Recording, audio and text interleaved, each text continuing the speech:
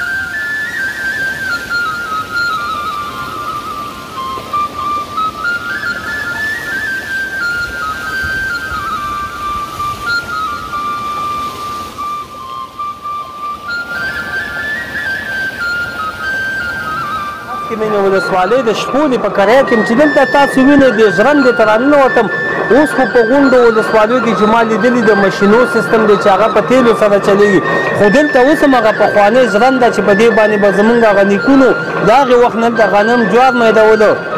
اوس تاسو وینئ چې ژرنده په هلته په اوبو باندې چلیږي دغه بچی ما سره ولاړ دی دا د دې ژرندې چلونکی دی ده نه پوښتنه کوم چې بچی اوس خو غون ماشینونه دي همداسې ده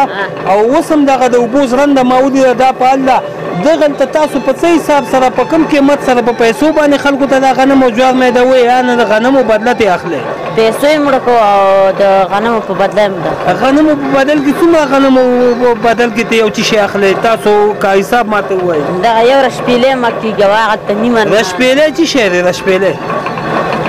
ښه دې ته رشپیلې وایي یو بوجۍ غنم چې کله څوک راوړي او دلته میده کړي بیا په دې باندې تاسو ته یو رشپیلې وړه ترې اخلئ یو رشپیلې وړه او که جوار هم همدا حساب دی یو بل چیز نه خبر شوی وم چې دلته تاسو سره څوک چای یا غرمه وکړي غرمه درسره راشي یا د ماښام ډوډۍ بیا تاسو ترې وړه اخلئ کوم شیبانیات یې ښکاره کوئ دا ترې ډکوئ نو دلته چې د چا کوم څوک چې ژرندې ته غنم جوار راوړي که ماښامۍ یا غرمۍ راشي تاسو سره نو بیا په دې باندې یعنې په هغې مقابل کې دا یو دا پکۍ ترې اخلئ دوستانو بچی وایي چې کله چې دلته د چا مونږ سره غرمه یا په ماښام کې ډوډۍ ټیم وي نو مونږ بیا د هغې په مقابل کې دا یو د لپکۍ یا رشپیلۍ د ورته وایي چې دغه ترې اخلو ژرنده وګورئ مزه ترې واخلئ ځکه چې پخوانۍ د تاریخي اثارو نه یو څه دي ځکه اوس غون ماشینونه دي چې په 100 مترۍ کې سره ماشین اواز راځي نو ته به غوږو کې ګوتې کړي دا هغه ژرنده ده چې په اوبو باندې چلیږي بې تیلو خرچه ده خلک وایي څه وایي د پلار ژرنده دې ګرځي هم په اوبو باندې دا هغه د اوبو ژرنده ده دوستانو د موبایل په ښیښو باندې لیدلی شئ